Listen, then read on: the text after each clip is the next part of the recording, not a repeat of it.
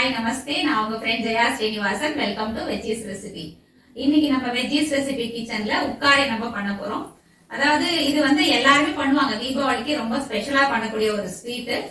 ஒவ்வொரு ஃபேமிலிலயும் ஒவ்வொரு மாதிரி பண்ணுவாங்க. சில பேர் கடலை பருப்பு, சில பேர் பைத்தம் பருப்பு வறுத்து பண்றது, வேக வச்சு பண்றது மாதிரி மெத்தட் ஒவ்வொரு வீட்டுக்கும் ஒவ்வொரு ஃபேமிலிக்கும் மாறும்.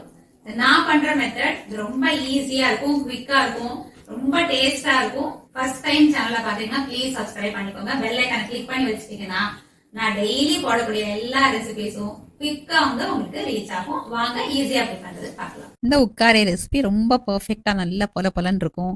நம்ம போடுற எஃபர்ட் கம்மியா இருக்குமே தவிர இந்த ட்ரெடிஷ்னல் டேஸ்ட்க்கு பாத்தீங்களா, அது மாறவே மாறாது. அந்த அளவுக்கு ரொம்ப நல்லா இருக்கும். நெய் கூட அதிகமா தேவைப்படாது. இந்த மெத்தட் இந்த தீபாவளிக்கு நீங்க கண்டிப்பா பண்ணி பாருங்க, உங்க ஃபேமிலிக்கு ரொம்ப பிடிக்கும். உக்காரை பண்றதுக்கு 1 கப்பு கடலைப்பருப்பு எடுத்துட்டு இருக்கேன்.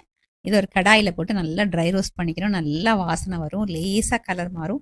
அது வரைக்கும் நல்லா ஸ்டவ்வை சிம்லேயே வச்சுக்கிட்டு வறுத்துக்கணும். கடலைப்பருப்பு வறுக்கறதுனால அந்த பச்சை வாசனை போய் நம்ம உட்கார பண்ணும்போது ரொம்ப நல்லா வாசனையா இருக்கும். பாருங்க, நல்லா வாசனை வருது. வறுத்தது போதும், ஒரு பவுலுக்கு மாத்திக்கலாம். நல்லா வாஷ் பண்ணிட்டு 2 மணி நேரம் ஊற வச்சுக்கலாம். கடலைப்பருப்பு நல்லா ஊறியாச்சு, நல்லா சாஃப்டா இருக்கு. லேசா அப்படி நகத்தால அழுத்தி பார்த்தீங்கன்னு வச்சுக்கோங்களேன், 2 பீஸ் அப்படியே கட் ஆகுது பாருங்க. நல்லா சாஃப்டா ஊறி இருக்கு. இப்போ தண்ணியை ஃபுல்லா நல்லா வடிய விட்டுட்டு மிக்சி ஜார்ல போட்டு நல்லா அரைச்சி எடுத்துக்கலாம். இந்த பாருங்க, நான் அரைச்சி எடுத்துட்டு இருக்கேன். இந்த மாதிரி கன்சிஸ்டன்சில இந்த மாதிரி அரைச்சி எடுத்துக்கணும். இப்போ அரைச்சதை ஒரு இட்லி பிளேட்ல இட்லி மாதிரி வேக வச்சுக்கணும். இப்படி ஸ்டீம் பண்ணி வேக வைக்கிறதுனால நல்லாவும் வெந்துடும், அதே நேரம் நல்லா சாஃப்டா இருக்கும், நமக்கு வேலையும் கம்மியா இருக்கும். நான் இட்லி பிளேட்ல துணி போட்டு வேக வைக்கிறேன். நீங்க டைரக்டா வேக வைக்கிறதா இருந்தா அந்த குழியில நம்ம இட்லிக்கு தடவுற மாதிரி லேசா எண்ணெயோ நெய்யோ தடவிக்கோங்க. நல்லா வெந்துடுச்சு, கை பொறுக்கிற சூட்ல இருக்கு. அதனால சின்ன சின்ன பீஸா உடச்சி போச்சிட்டோம் அப்படின்னா சீக்கிரம் சூடு ஆறிடும். இப்ப கொஞ்சம் கொஞ்சமா மிக்சி ஜார்ல போட்டு விப்பர் மோட்ல அரைச்சி எடுத்துக்கலாம். நம்ம உசிலிக்கெல்லாம் அரைப்போம் இல்லையா, அப்படி உதுத்துப்போம் இல்லையா, அந்த மாதிரி பாருங்க. இதை போல அரைச்சி எடுத்துக்கலாம். கம்ப்ளீட்டா எல்லா பீஸையும் இந்த மாதிரி உதுத்துக்கிட்டேன். பாருங்க எவ்வளவு நல்லா பொலன்னு எவ்வளவு சூப்பரா இருக்கு. கடலைப்பருப்பு எடுத்துக்கிட்டோம் இல்லையா, அதே கப்ல 1 கப்பு வெள்ளத்தூள், அதாவது வெள்ளத்தை நல்லா உடைச்சி நல்லா துருவி எடுத்துக்கிட்டோம்னா அளவு கரெக்டா இருக்கும். 1 கப்பு தூள் எடுத்துக்கிட்டு அதுல 1 கப்பு தண்ணி ஆட் பண்ணி கொஞ்ச நேரம் வச்சிட்டோம்னு வச்சுக்கோங்களேன், நல்லா அது கரைஞ்சிரும். நம்ம தனியா வச்சு கரைக்க வேண்டிய அவசியம் இருக்காது. இது கரைஞ்சிக்கிட்டு இருக்கட்டும். ஸ்டவ்ல ஒரு பேன் வச்சு 2 டீஸ்பூன் நெய் ஆட் பண்ணிக்கலாம். நெய் சூடானதுக்கு அப்புறம் நான் ஒரு 10 முந்திரி பருப்பு நல்லா பொடியா கட் பண்ணி வச்சிருக்கேன். இதை போட்டு நல்லா வறுத்துக்கலாம். முந்திரி பருப்பு மட்டும் இல்ல, நம்ம பாதாம் போடலாம், திராட்சை, பிஸ்தா, என்ன ட்ரை ஃப்ரூட்ஸ் வேணாலும் நம்ம போட்டுக்கலாம். 1 டேபிள் ஸ்பூன் தேங்காய் துருவல், இதையும் நல்லா நம்ம வறுத்துப்போம். இந்த முந்திரி பருப்பையும் தேங்காயும் நல்லா கொஞ்சம் நல்லா வாசனை வர்ற வரைக்கும் வறுத்து எடுத்துக்கலாம். தேங்காயில ஈரம் ஃபுல்லா போய் நல்லா வாசனை வந்ததுக்கு அப்புறம் நம்ம கடலைப்பருப்பு அரைச்சி நல்லா உதுத்து வச்சிருக்கோம் இல்லையா பிளேட்ல, அதை ஃபுல்லா இதுல ஆட் பண்ணிக்கலாம். அது எல்லாத்தையும் நல்லா மிக்ஸ் பண்ணிடுவோம்.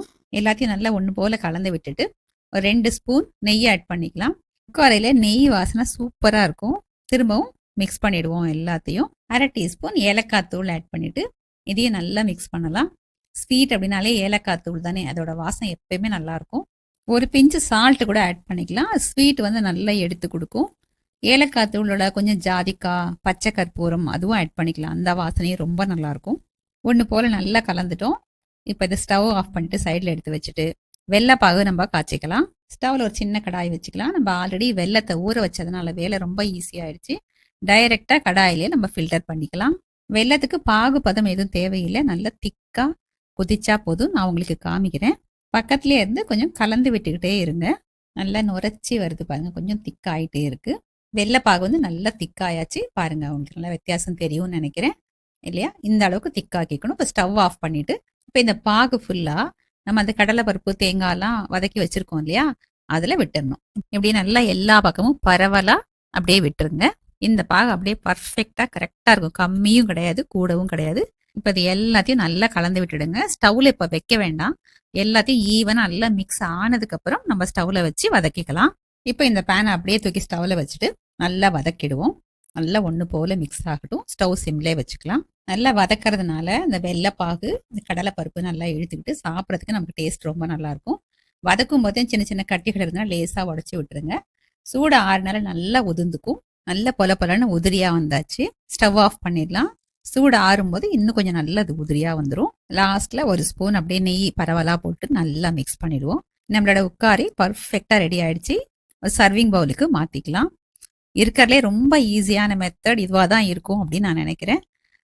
டேஸ்ட்டும் ரொம்ப நல்லாயிருக்கும், பண்ணுறது ரொம்ப ஈஸி. பிகினர்ஸால கூட ஃபர்ஸ்ட் டைம் பண்ணும்போதே இது பர்ஃபெக்டாக அமைஞ்சிடும். நம்மளோட தீபாவளி ஸ்பெஷல் உக்காரை சர்விங்க்கு ரெடி. இந்த ஈஸியான ரெசிபியை கண்டிப்பா ட்ரை பண்ணிட்டு எப்படி வந்து கமெண்ட்ல சொல்லுங்க. லைக் பண்ணுங்க, உங்க ஃப்ரெண்ட்ஸ் அண்ட் ஃபேமிலியோட ஷேர் பண்ணுங்க. ஒரு புது ரெசிபியோட நாளைக்கு நம்ம மீட் பண்ணலாம். தேங்க்ஸ் ஃபார் வாட்சிங்.